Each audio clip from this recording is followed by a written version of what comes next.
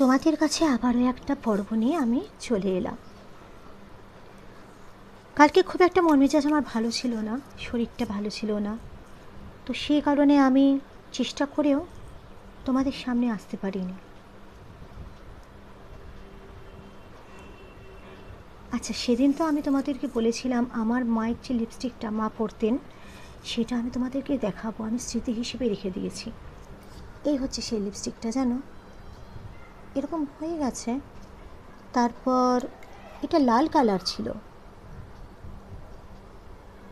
এছাড়া মায়ের কোনো লিপস্টিক ছিল না। এটাই পরতে পারতো না আমার মাটা শখ করে, তাই মাকে যখনই কিছু দিতাম, আলতা সিঁদুর এগুলো দিতাম, বাবা থাকাকালীন ভুলে লিপস্টিক দিতে পারতাম না। দরকার কি, বাবা পছন্দ করেন না। আর একটা বয়সের পর তো মা যেটুকু অন্তত সাজতেন সেটা বন্ধ হয়ে গেল, সেভাবে তো মা সাজতো না। ওই একটা লাল টিপ পরতো, সিঁদুর পরতো, আলতা পরতো কোথাও যদি যেতেন। এছাড়া সারা বছর আমার মায়ের ভেসলিন আর বোরোলিন, এই দুটো। আর কিউকার্পিন তেল না, ক্যান্থারাইটিন, আমরা ক্যান্থারাইটিন মাখতাম ছোটোবেলাতে, সেটা তো উঠেই গেছে এখন। খুব সুন্দর ছিল তেলটা, মানে হেয়ার অয়েল।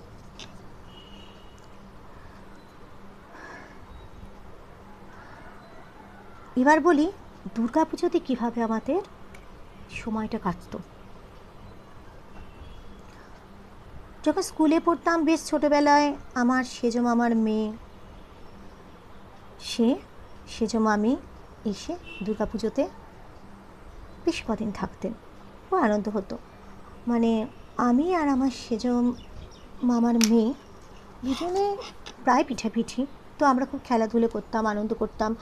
তখন বেশ রাতে সেই রামের কাহিনী দেখাতো, দেখতাম, ভালো লাগতো।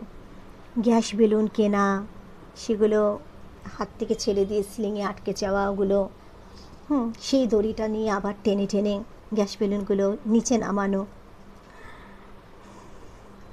এছাড়া আমাদের দুর্গাপুজোর আগে কী হতো বলো তো, আমার মা নিমকি, নানা রকমের নাড়ু, তিলের নাড়ু গুড় আর চিনি দিয়ে, তারপরে নারকেলের নাড়ু গুড় আর চিনি দিয়ে, তারপর মুড়ির মোয়া, মুড়কির মোয়া, চিড়ের মোয়া, এগুলো গুড় জাল দিয়ে, হ্যাঁ, এগুলো সব আমার মা তৈরি করতো। তারপর ওই মটর হয়, ঘুগনি মটর, তার হচ্ছে নিরামিষ ঘুগনি, লুচি, হ্যাঁ। তারপরে ষষ্ঠীর দিন ছোলার ডাল, এখনও বেশিরভাগ বাড়িতেই হয়ে থাকে লুচি ছোলার ডাল ষষ্ঠীর দিন। আর অষ্টমীর দিন ওই মটর ঘুগনি আর লুচি। আর বাবা বড়বাজার থেকে, যেহেতু বাবার স্টেট ব্যাঙ্কটা ছিল বড়বাজার ব্রাঞ্চ, বাবা বড়বাজার থেকে ওখানে দেশবন্ধু বলে একটা মিষ্টির দোকান আছে, ওখান থেকে বড় বড় মানে ব্রাউন পেপারে করে বড় বড় লাড্ডু, তারপরে কাজু বরফি, ওগুলো সব নিয়ে আসতো আমার বাবা অনেকগুলো করে। কেন কি দুর্গাপুজোতে আমার মা সব কিছু যখন রান্না বান্না করতেন, মিষ্টি নাড়ু টাড়ু, সেগুলো কি হতো না আমাদের এমনিতে তো দেখো ষষ্ঠীতে বলো, অষ্টমীতে বলো, এগুলো তো খাওয়া দাওয়া হতোই, কিন্তু দশমীতে না, আমরা যখন ওই আগের বাড়িতে ছিলাম আর কি, 20 নম্বর লরেন্স স্ট্রিট, ওখানে নিজেদের বাড়িতে, তখন প্রচুর লোক আসতো আমার মাকে প্রণাম করতে, প্রচুর প্রচুর প্রচুর মানুষ আসতো। তো মাও কারু কারু বাড়িতে গিয়ে ওগুলো পৌঁছতেন, যারা যারা বাড়িতে আসতো তারা তাদেরকে মা দিতেন। আমরা মেজুঠুর বাড়িতেও নিয়ে যেতাম কত কিছু। মেজো মা কিছু খেতে দিত না আমাদেরকে। একবার মনে আছে কড়াইশুঁটির কচুরি ভাত ছিল, মেজো মা, আমার দিদি তো খেতে খুব ভালোবাসতো, তো রান্নাঘরে দাঁড়িয়ে দাঁড়িয়ে আমরা গল্প করছি, আমার দিদি রীতিমতো চাইছে কড়াইশুঁটির কচুরি, আমার দিদি তো ওইসব অতটা ইয়ে ছিল না, চাইতো খাবারের ব্যাপারে, মানে খেতে ভালোবাসতো বলে অতটা লাজ লজ্জা ছিল না, তো খাবার ইচ্ছে হচ্ছে, চাইছে। তো একটা হলেও দেখো, আমরা ছোট ছোট মেয়ে, দুটো বাচ্চা, তো একটা হলেও তো মানুষ দেয়। আর সত্যি কথা বলতে কি, আমার বাড়িতে যদি আমার কিছু ভালো রান্নার সময় কোনো বাচ্চা আসে, আমাকে আমার কাছে চাইতে হয় না, আমি এমনিই ভালোবেসে খাবার দিই। তো দিদি চাওয়ার পরে না একটা কচুরি তো দেয়নি, উল্টো বললো যে আমার জামাই আজকে রাত্রিবেলা ফ্লাইটে করে নামছে, এগুলো আমার জামাইয়ের জন্য। কি জানি বাবা, একটাও দিল না, কেমন মানসিকতা ছিল।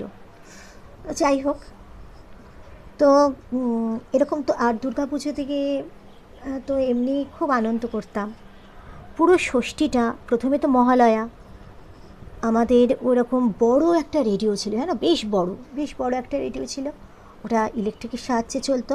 আর একটা এরকম ছোটো রেডিও ছিল হ্যান্ডেলওয়ালা, সেটা তো ব্যাটারি। মহালয়ার আগের দিন তো বাবা সব ব্যাটারি ফ্যাটারি নতুন করে কিনে, হ্যাঁ, রেডিও ফেডিও সব পরিষ্কার করে রেখে দিতেন। সেই ভোরবেলা আমরা মহালয়া শুনতাম, সেই মহালয়া শোনার জন্য মা ডাকতেন। বা অনেক সময় কি, যেখানে মানে খাটে শুয়ে আছি ওখানেই ছোটো রেডিওটা, তো ওখানে মহালয়ায় মা চালিয়ে দিতেন। এই একটা আনন্দ। মহালয়ার দিন মানে হচ্ছে বাবা সিঙাড়া জিলিপি এগুলো মাস্ট আনবেনই আর কি, একটা বিশেষ দিন। আর এমনিতে তো মাংস হতোই, হ্যাঁ, ভালো মতো খাবার হতো মহালয়ার দিন। তারপর তো বেঙ্গলি মিডিয়াম, আমার আর দিদির, আমার মায়ের সব চতুর্থী হয়ে ছুটি পড়ে যেত। আর ছোটোবেলাতে না আমরা এক ছিটের জামা পরতাম দুজনেই, মানে মা ছিট কিনতো, এক ছিটে মানে দুজনেই একই ছিটের জামা পরতাম দুই বোনে। আর বসে থাকতাম, ছোটো মামা নাইজেরিয়া থাকতো, ছোটো মামা যখন পুজোর সময় আসতো আমাদের জন্য জামা নিয়ে। তারপর ওই প্রথম যখন দেখেছিলাম হলুদ রঙের চিরুনি ক্লিপ, হ্যাঁ, খুব সুন্দর হলুদ ফুলওয়ালা চিরুনির মতো এরমভাবে ঢুকিয়ে দাও, খুব সুন্দর। তা ছোটো মামা যে জামাগুলো দিত সেগুলো পরতাম, ভীষণ ভালো লাগতো। আর ওরা তো বাইরে মানুষ, আমার ছোটো মামার দুই মেয়ে, কিন্তু মা যে সাধারণ জামা কাপড়ই দিক না কেন ওদেরকে কিনে, ওরা না খুব খুশি মনে নিত সেটা।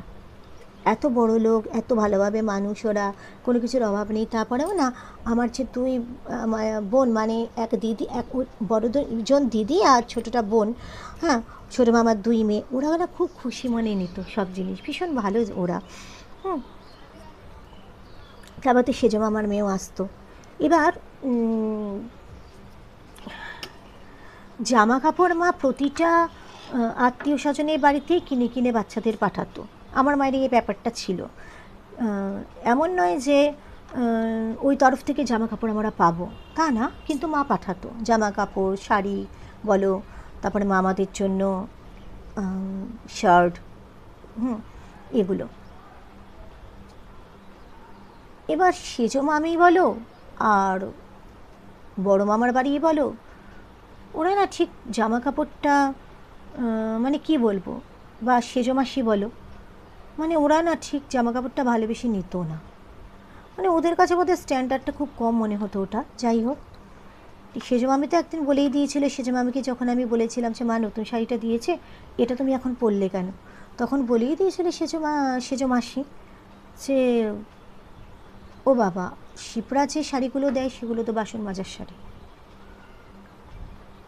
তাঁত দিচ্ছে, ধনেখালি দিচ্ছে, বাসন মাজার শাড়ি, এই হচ্ছে স্ট্যান্ডার্ড। নিজের বোন ভালো বাসন মাজার শাড়ি তাও তো পরতো, পরে বাসনটা মাজতো।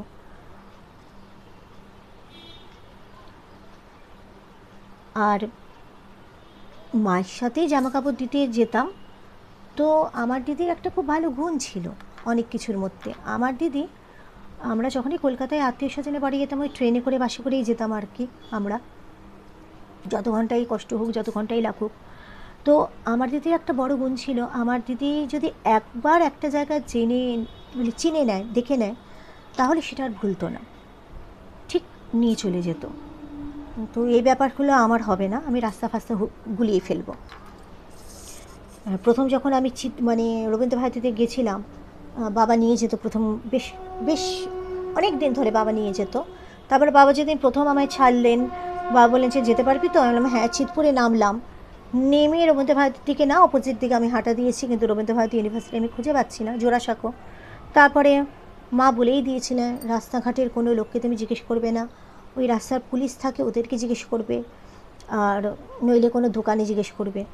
তা আমি যেদিন প্রথম দিনটা আমি দিকভুল করে ফেলেছিলাম, তো সেই দিন আমি ওই রাস্তার পুলিশ, মানে সার্জেন্ট, তখন যে ওকে সার্জেন্ট বলা হয়, সার্জেন্ট সেটা জানতাম না। তো ওনাকেই জিজ্ঞেস করেছিলাম, উনি চিতপুরের ওই ইয়েতে ক্রসিংয়ে দাঁড়িয়েছিলেন উনি।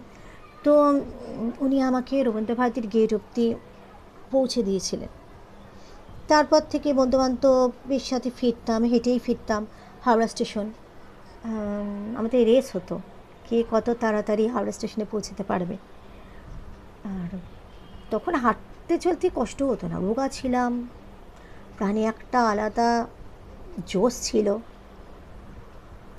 তারপরে ফার্স্ট স্টপেজ উত্তরপাড়া 5:40, সেটা ধরতাম দৌড়ে। আর অন্যান্য বন্ধুরা কর্ড লাইনে চলে যেত, লিলুয়া উগুরোতে নামতো, ওই সব যায়। ওই লিলুয়াতে তো কর্ডেও যায়, মেইনও যায়। আমি আবার অনেক বড় হয়েও, জানো তো, বাবাইও হয়ে গেছে যখন ভিএলসিতে ফার্স্ট আমি শিখতে যাই, তখন আমি কাকুর কাছেতে নেমে, মানে বাস থেকে নেমে তো অনেকটা আবার হাঁটতে হতো, আমি অন্যদিকে চলে গেছিলাম, আমি কোথাও ভিএলসিসি খুঁজে পাচ্ছিলাম না। তো তারপরে আবার দোকানে যারা চাটা করে, পাউরুটি ডিম টোস্ট করে, তাদেরকে জিজ্ঞেস করে করে করে করে ভিএলসিসিতে আমি ঢুকেছিলাম। তারপর সড়গড় হয়ে গিয়েছিল, মানে আমি খুব দিকফুল করে ফেলে আর কি। তো যে কথা বলছিলাম, তো মা তো একবার বলেছে, তখন দিদি আর আমি বড়, মানে বড় কি বলো তো, মানে স্কুলে বেশ উঁচু ক্লাসে পড়ছি আর কি। মা বলেছিল যে আমাদের যেতে, কারণ যেহেতু দিদি সব রাস্তাঘাট জানে আর কি, চেনে, অসুবিধা হয় না। প্রথমে তো বড় মামার, মানে বড় ছেলের বাড়িতে গেলাম, মানে আমাদের ওই বড়দা। হ্যাঁ, তো যাওয়ার পরে ডাইনিংয়ে আমাদের বসতে দিয়েছিল। তারপর বলেছিলাম আমরা যে জামা কাপড়টা এনেছি। তো যে বৌদি, দাদার বউ, সে বলেছিল তুই ওরা মাটিতে রেখে দে জামা কাপড়। তো মাটিতে ব্যাগটা রেখে দিয়েছিলাম। কিছু খেতে দেওয়া তো দূরের কথা, ছাড়ো ওটা, ওরা বসে খাচ্ছিল। সকালের দিকেই গেছিলাম, খুব সম্ভবত ওরা ব্রেকফাস্ট করছিল, আমাদেরকে কিছু খেতে দেয়নি। আর দিদি জল চেয়েছিল, তখন 1 গ্লাস জল দিয়েছিল। আর দিদি না বলে একটু বেডরুমে ঢুকেছিল। তো তখন মানে কেমন আত্মীয় স্বজন, এখানে কি করছিস বলে, তুই তুই বাইরে যা বলে দিদিকে বের করে দরজা বন্ধ করে দিয়েছিল। তো সেখান থেকে তখন দিদি বললো যে হ্যাঁ রে, এরকম ব্যবহার পেয়েছি, যাবি বড় মামার বাড়িতে। আমি তখন বললাম যে মা যখন পাঠিয়েছে জামা কাপড় দিয়ে চল, কাজটা তো সেরেই আসি। তারপরে আবার বাসে করে আমরা, বড় মামা থাকতো কাকুর কাছে, ওখানে গেলাম। তো ওখানে যাবার পর সেজো মামাও ছিল, সেজো মামার ছেলে ছিল, বাবুদা, ওরা সব ছিল। মায়ের এক মামাতো দাদা ছিল, সজল মামা, ও খুব সহজ সাদা সিধা রাঁচিতে থাকেন, খুব ভালো, সেরকমভাবে আমাদের সাথে অতটা পরিচয় নেই, কিন্তু ভীষণ ভালো। ওকে নিয়ে সবাই খিল্লি ওড়াচ্ছিল ওরা। তারপরে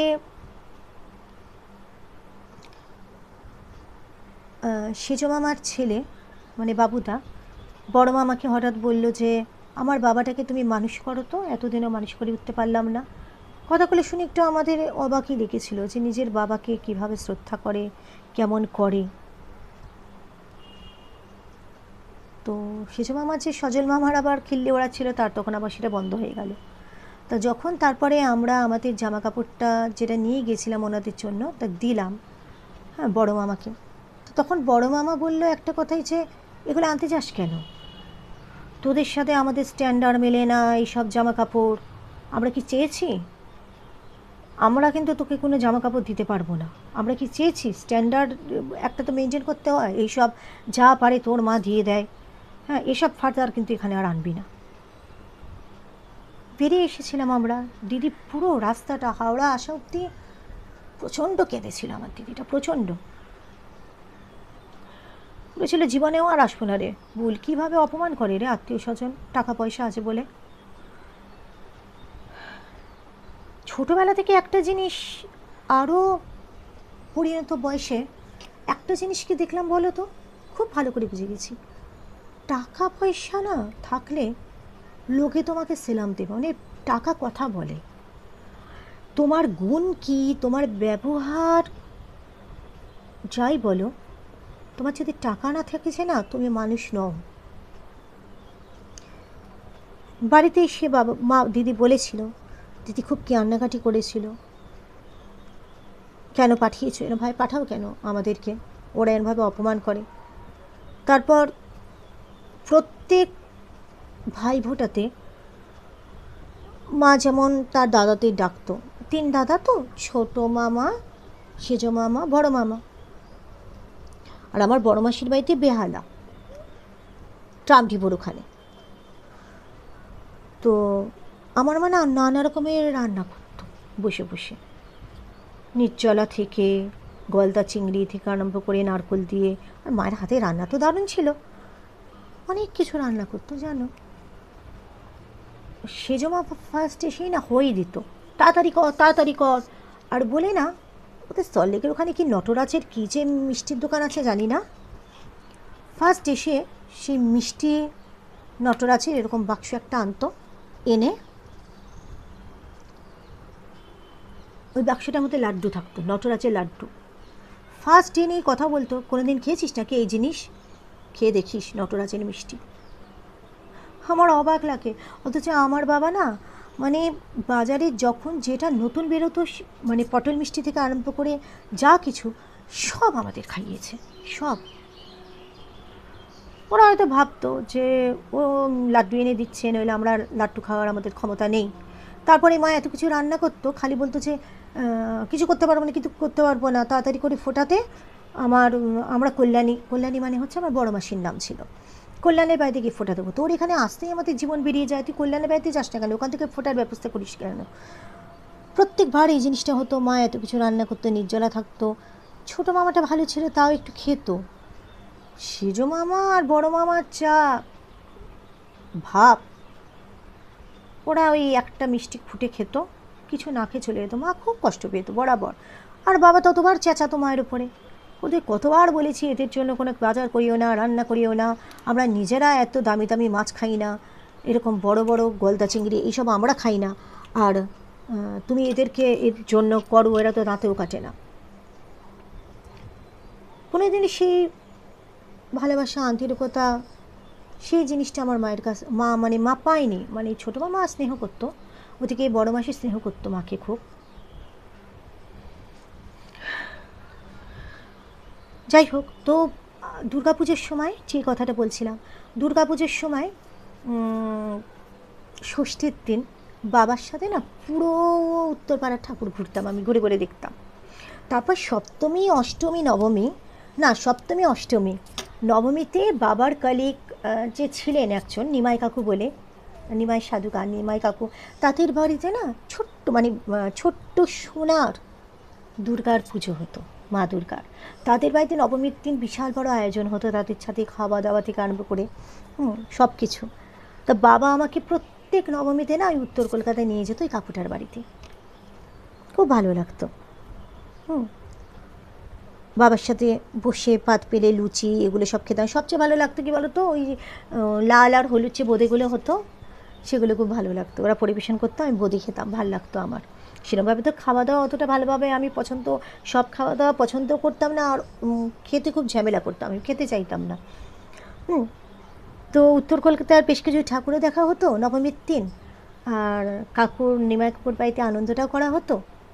ওরা খুব ভালো ছিল জানো, মানে বলে না 12 ঘর উঠোন, হ্যাঁ, একটা উঠোন 12টা ঘর, ওদের একটাই ঘর ছিল, সেই ঘরের মধ্যে 3 ভাই 1 বোন, কাকু কাকিমা ওখানেই রান্না করছে, ওখানেই শুচ্ছে। সত্যি কথা বলতে কি, প্রতিটা ছেলে মেয়েই কিন্তু মানুষের মতো মানুষ হয়েছে, ওরা এত কষ্টে বড় হয়েছে তাও। তারপর দশমীর দিন যথারীতি মা বরণ করতেন, মায়ের সাথে সাথে আমি থাকতাম এখানে। তারপর তো বলেইছি সব লোকজন সবাই আসতো। আর আরেকটা হতো যাত্রা করা, মানে মা দুর্গা চলে যাওয়ার আগে আমরা যাত্রা করতাম, গিয়ে যাত্রা করে মানে ঘর থেকে বেরিয়ে আবার মণ্ডপে মাকে প্রণাম করে আবার ঘরের মধ্যে ঢুকে আসতাম। ঢোকার সময় ওই মা না একটা পেতলের থালাতে আদা বলছি সরি, কাঁচা হলুদ, ধান, দুব্য, পয়সা, সিঁদুর কৌটো সব রেখে দিত, দইয়ের ছোট্ট ভাঁড়, হ্যাঁ, ওইগুলোকে আবার দর্শন করতাম। দর্শন করে যেতাম, এসে আবার দর্শন করতাম, সেটা আবার পরের দিন সকালবেলা আমাদের দর্শন করতে হতো, মানে এই জিনিসগুলো। হ্যাঁ, দশমীর দিন আবার কি জানো তো, সবার বাড়িতে যখন সব লোকজন চলে আসতো আর সবার বাড়িতে যখন জিনিসপত্র মানে খাবার দাবার দেওয়া হয়ে যেত, পৌঁছানো, তারপর আমরা না ওই গঙ্গার ঘাটে যেতাম, আমি, মা, দিদি। আর এমনিতেও সপ্তমী আর অষ্টমী আমি, মা, দিদি, বাবা সবাই পুরো উত্তরপাড়াটা ঘুরে আমরা ঠাকুর দেখতাম, হেঁটে হেঁটেই দেখতাম, পায়ে ব্যথা হোক যাই হোক দেখতাম। একটা আনন্দ, মানে ব্যাপারটা একটা আনন্দ ছিল না, আলাদা একটা, সেই ব্যাপারটা একটা আলাদা জিনিস, সেই জিনিসটা। আর দশমীর দিন অনেক রাত অবধি, সেই 11টা বলো 11:30 বলো, সেই গঙ্গার ঘাটে বসে বসে না মা দুর্গার নিরঞ্জন দেখতাম, বেশ ভালো লাগতো। বুকটা ভার ভার হয়ে যেত ঠিকই, ছোট থাকলেও দুর্গাপুজো চলে গেলো, দুর্গাপুজোটা বেশ আনন্দে কাটতো। আর কালী পুজোর দিন আমার মাতে 14 প্রদীপ দিতেন। আর 14 শাকের দিন, সেই তবে থেকেই 14 শাক চলছে, তোমাদের বাড়িতেও তোমরা 14 শাক খাও চতুর্দশীতে। প্রচুর বাজি আনতো আমার বাবা, মানে তুবড়ি, ফুলঝুরি, এগুলো তো আছেই, সাপ বাজি থেকে আরম্ভ করে রকেট টকেট সব, মানে চরকি সব। আমি আর দিদি বাজিতে এত ভয় পেতাম, আমরা শুধু ফুলঝুরি, এটা কারণ করে ফুলঝুরি আর তার বাজি এই পোড়াতাম আমি আর দিদি। আর প্রতিটা হচ্ছে আমার মা, মানে করিনা বললাম স্টিলের ছাদে প্রতিটা বাজি মা পুড়িয়ে পুড়িয়ে পুড়িয়ে পুড়িয়ে, কী আনন্দ হতো আমাদের, ভীষণ আনন্দ পেতাম, ভীষণ। সেই যে দিনগুলো না খুবই সুন্দর, সত্যি কথা খুবই সুন্দর, খুব এনজয় করতাম। মানে আমরা যে 4 জন, আমরা খুব আনন্দ ভীষণভাবে করতাম আমরা।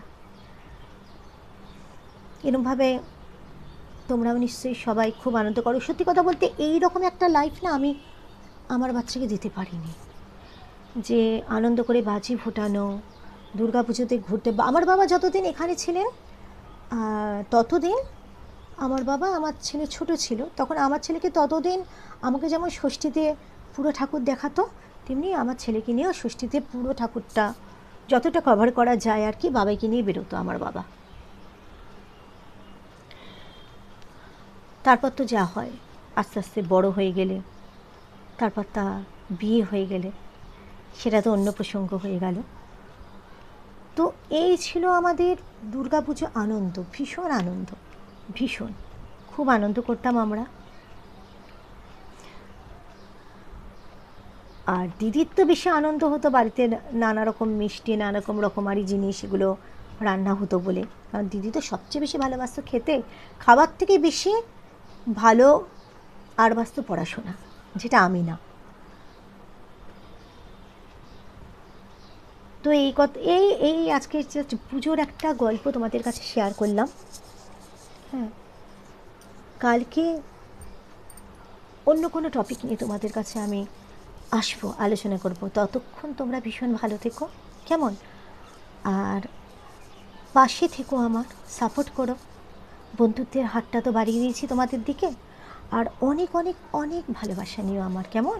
তোমাদেরকে খুব ভালোবাসি।